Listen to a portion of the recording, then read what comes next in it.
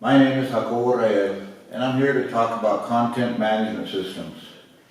I'm going to show you the top 5 usable content management systems. What is a content management system? A content management system creates and modifies digital content. It typically supports multiple users in a collaborative environment and features they're widely spread. Most content management systems include web-based publishing, format management, history, editing and version control, indexing, search, and retrieval. By their nature, content management systems support the separation of content and presentation. This explanation of content management systems is kind of vague to me. So basically what it is it's a blog site. It's a website. They're websites. I mean, blog site, website, they're all websites to me. Number 5, test pattern. Test pattern is a popular choice for designers because it's simple and elegant. Test pattern isn't a CMS that throws every feature it can at you. The code base is minimal, and the main goal of test pattern is to provide an excellent content management system that creates well-structured and standards complement pages. Express engine, it's number 4. It's elegant, it's flexible. Content management solution for any type of project. Designed to be extensible and easy to modify. It sets itself apart in how clean and intuitive their user administration area is. In other words, it's easy to use from the administrative side. It takes only a matter of minutes to understand the layout of the back end and to start creating content or modify the look. It's fantastic for creating websites for less than savvy clients that need to use the back end without getting confused. So basically they're telling you here, it's easy to put your stuff in and easy to get it on your site. Number 3 is Joomla. I really like Joomla. I've used it before. I used it 15 years ago. I created several websites on it, and I really had a good time with it. For me, at that time, I used Joomla, and it was kind of like having my own Facebook. I had all the family putting in videos, pictures of their food, and the stuff they do on Facebook, but it was private. And it was just for family and stuff like that. Joomla is an advanced content management system in terms of functionality. That said, getting started with Joomla is easy, thanks to the installer that Joomla has. Joomla's installer is meant to work on common shared hosting packages and is very straightforward considering how configurable the software is. I like that one. It's number 3 though. Drupal here is number 2.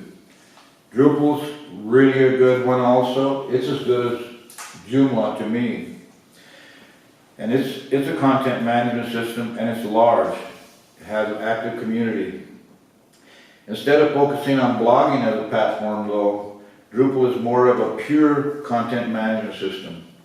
A plain installation comes with a ton of optional modules that can add lots of interesting features like forums, user blogs, OpenID, profiles, and more.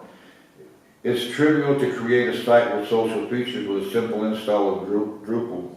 In fact, with a few third-party modules, you can create some interesting site clones with little effort. It's a great one to use. Number 1. Number 1 is WordPress. Why is it number 1? Well, WordPress is really easy to use, and it's free. You can get the high end of WordPress, but basically it's easy to use. So what's there to say about it? It's a PHP blogging platform. It's far and away the most popular for blogging, and probably the most popular content management system overall. It's great for a platform for beginners, thanks to its excellent documentation and super quick installation wizard. 5 minutes to running it on the internet. It's great.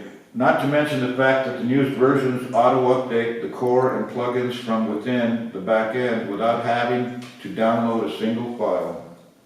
So let's take a look at something else. I've made a little picture here of WordPress taking 60% of the market here. Joomla takes 5%, Drupal 4%. Here's a couple others that weren't even mentioned in the top 5. But they're part of this other 25% where all the other content management systems come in. Let's look at a few advantages of WordPress. As you can see from the illustration, they've got the 60%. WordPress advantages: it's easy to use. It's better suited for blogging than it is for having an actual website. It has the largest ecosystem and plugins and themes, and it's got a huge community support and lower development costs. Joomla, on the other hand, is more advanced user management. Joomla offers a more advanced system for user access controls and user management out of the box. It's flexible for different content types. Joomla's components and modules give you a bit more flexibility for displaying non-standard content types. Multilingual support. Joomla has multilingual support built into its core, while WordPress requires you to use a third-party plugin. Multiple templates. Joomla lets you use different templates for different pieces of content, whereas you can only use one WordPress theme. So, what am I saying here? I've used both of these. I enjoyed both of them. WordPress, I like it because you can put in content for the next 2 or 3 weeks or 2 or 3 months and have them automatically get posted. That way your blogs, you never miss blogging when you're traveling or whatever you're doing, your busy schedule. With that said, I'm done with this part of the presentation and I want to thank you for watching. Here's a couple of the webpage sources that I used, and of course I'm the other source because I've used WordPress and Joomla. And I want to thank you for watching.